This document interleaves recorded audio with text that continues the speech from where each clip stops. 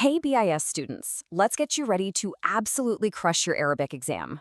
We're going to jump right in and break down all the key topics from your textbook so you can walk into that test feeling super prepared and confident. So here's the plan. We're going to dive into the three main literary styles you've been studying. That's description, real stories, and fictional stories. And then we'll wrap it all up with some super important tips to help you nail it on exam day. All right, let's kick things off with our first section, Mastering Description. In Arabic, you know this as an-namat al-wasfi. And really, it's all about learning how to paint a vivid picture using nothing but words. So what's the big idea here? Well, the whole point of this style is to create a crystal clear image in your reader's mind. And it all comes down to two different ways of seeing the world. Okay, this is super important, so pay close attention. You have to know the difference between objective and subjective description. Objective, or khariji, is just the facts, what you can see, hear, taste, touch, smell. But subjective, or dakhili, that's where the feelings come in. It's all about personal impressions, emotions, and opinions. Being able to tell these two apart on the exam is absolutely crucial. Now, let's see how this descriptive style connects to a really important grammar rule from this unit, abstract and augmented verbs, or as we say in Arabic, al-fi'lu al-mujarrad wal-mazid. And check this out, because this is where the magic of Arabic really shines.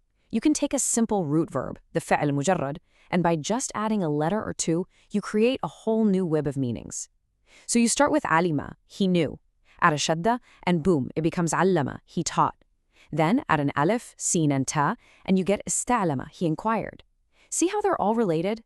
This is such a core concept, so for sure make sure you've got it down. All right, you're doing great.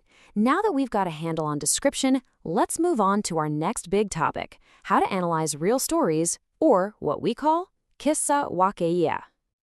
The narrative style, an-namat al-sirdi, is all about one thing, telling a story.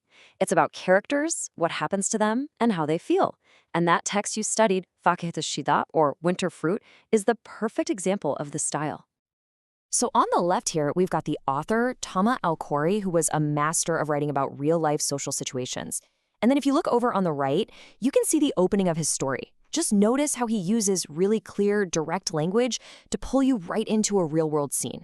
That is the narrative style in a nutshell. And this quote right here, it just perfectly captures that personal, realistic feeling. It doesn't feel like you're just reading words on a page. It feels like you're right there, sharing a memory with the author. And that kind of emotional connection is what makes a story stick with you. You know, most stories are told in the past tense, right? So it's absolutely essential that we quickly review how to build the past tense verb. In Arabic, that's bina al-fa'l al-madi. Okay, grammar time again. Now, this might look like a bunch of tiny details, but trust me, on the exam, this is a huge deal. That little vowel at the end of the verb tells you everything you need to know about who is doing the action. So really focus on those endings, the fataha, the dhamma, and the sukun. If you can master these, you are going to be in fantastic shape. Okay, on to our last major topic, fictional stories, or qissa khayaliya. Now we're moving into the world of imagination, and these are the stories that almost always have a deeper lesson or moral hidden inside. I bet you've read tons of stories like this, maybe without even realizing it. Think about classic fables, or even a lot of kids' movies. The story of the jackal, Ibn Awa, is a perfect example of this.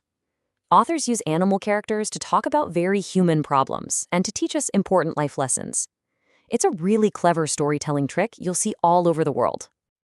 And, of course, there's some key grammar that often pops up in these kinds of stories.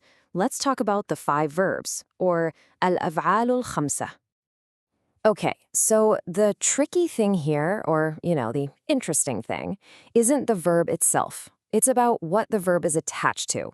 So basically, any present tense verb that has one of these specific pronoun endings for you two, they, or you all, or you, feminine singular, automatically becomes one of the 5 verbs. All right, let's talk about the absolute building blocks of a sentence, something you need for any kind of story. And that is the subject and the predicate, al-mubtada wal-khabar. Let me make this super simple. Every nominal sentence has these 2 parts. Think of the mubtada as your topic. It's what you're talking about, like the tree. It's definite. And the khabar is the comment. It's what you're saying about the topic, like is green. It's indefinite. This simple pattern is the backbone of so many sentences in Arabic. Okay, we've gone through the literary styles and the big grammar points. We've covered the heavy stuff. Now, let's bring it all home with some killer exam tips to put you on the path to success. Seriously, think of these 4 steps as your secret weapon, especially for any writing you have to do.